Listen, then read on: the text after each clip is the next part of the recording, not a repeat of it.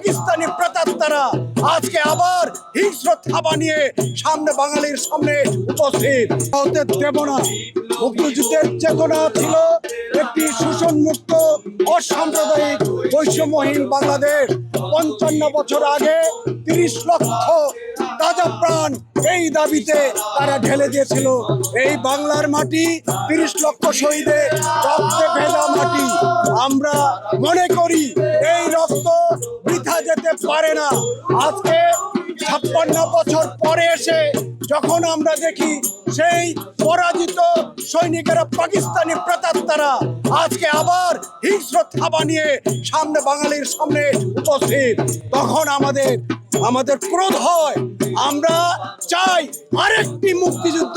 ৫ই আগস্টের বিষয়টা অবশ্যই মুক্তিযুদ্ধের চেতনার ধারাবাহিকতায় হয়েছে।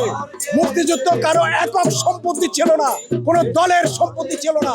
সাধারণ মানুষ তারা নেমেছে স্বৈরাচারের বিরুদ্ধে, ফ্যাসিবাদের বিরুদ্ধে, অন্যায়ের বিরুদ্ধে। সেখানে ব্যর্থতা ছিল আমাদের, যারা সেখানে কন্ট্রোল করছিল, যারা এই সংগ্রামটাকে সামনের দিকে এগিয়ে নিয়ে যাচ্ছিল, তাদের ব্যর্থতা। কিন্তু এই ব্যর্থতা জনগণের ব্যর্থতা আমরা বলতে চাই না।